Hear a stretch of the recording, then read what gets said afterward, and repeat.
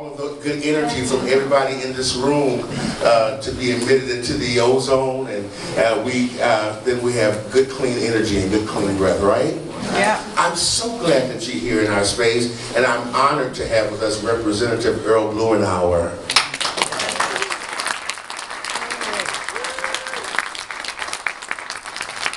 Now we're not just breaking up the atmosphere, we're actually giving praise for a good representative. Let's do that one more time.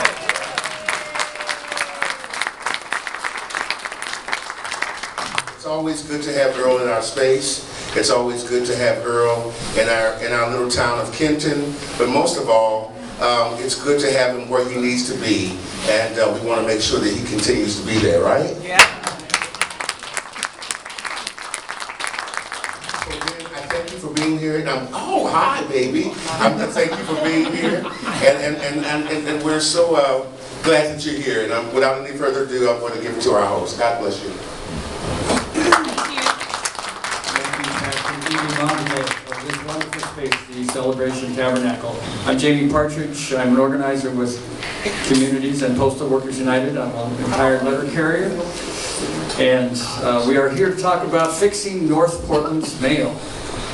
Unfortunately, over the last 4 months, there's been a pilot project, an experiment being taken place in the 97217 zip code imposed by Washington, D.C., U.S. Postal Service, and this is the only site, this zip code in Oregon, where the experiment is taking place. There are 65 sites around the country, and unfortunately, we've not done well. And we're here to talk about what has actually been happening and give information to the congressman so he can take it back to the decision makers in Washington, D.C. and fix North Portland's mail. So, without further ado, I'd like to introduce Willie Rochelle, who is the president of the Oregon State Association of Letter Carriers. Thank you, Jimmy. Thank you all for coming out today. I'm going to make a couple things pretty clear. Myself and my cohort here, Colin, we're still active carriers within the Postal Service. Colin and I are here primarily to provide you with information. We are specifically not here to advocate for one mode of delivery or another. We are not allowed to. Don't ask us what we want because we cannot tell you. Just to make that clear. That being said, give us information. We will give you all the information and make you aware of what's happening, and that's what we're here for.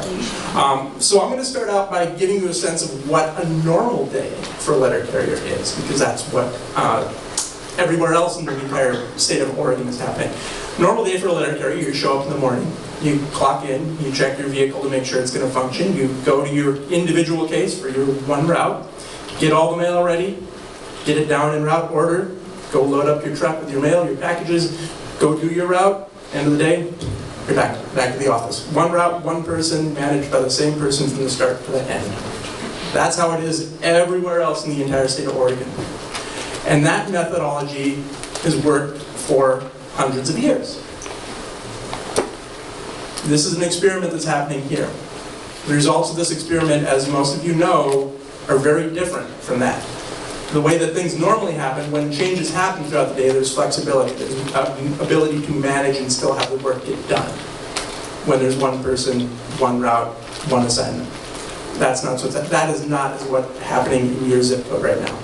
And so Colin, unfortunately, has had to live it, and he will speak to that later.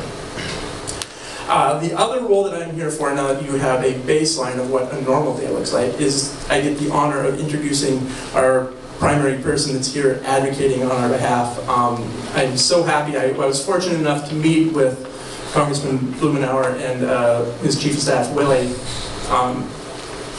back in November, back in Washington, D.C. on a trip I had to make back there. And we started having a conversation.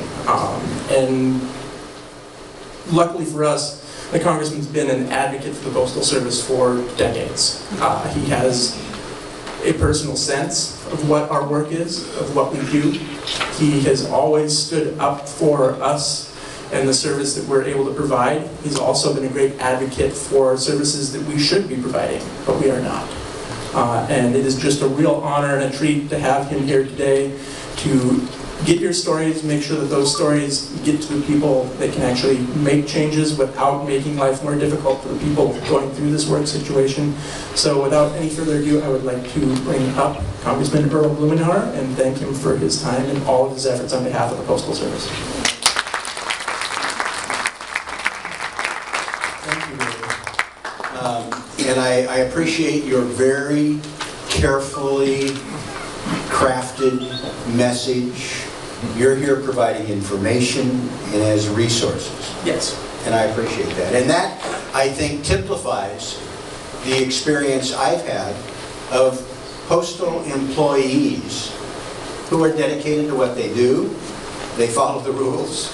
They're dependable, either rain, snow, I must confess, there's a little personal element here that Willie alluded to.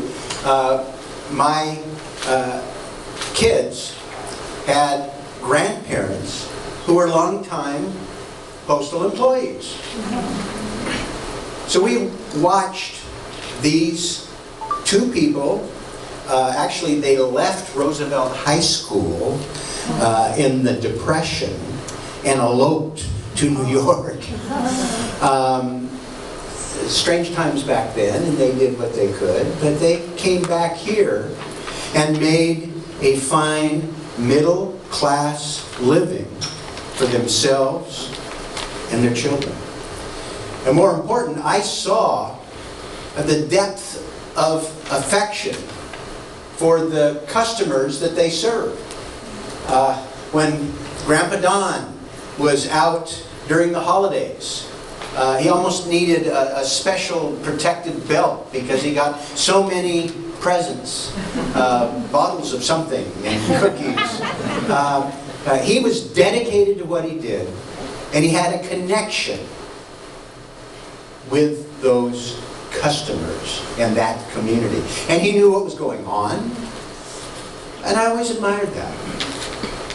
And that's why I guess I'm so interested in this conversation today and hearing from you, because as long as I've been in Congress, there has been a war against the post office. I mean, it's kind of some of the Koch brothers ideological stuff. There are people that really don't think that postal workers should have decent wages and health insurance and retirement. They're the same people who think that rich people don't work hard enough because they don't have enough.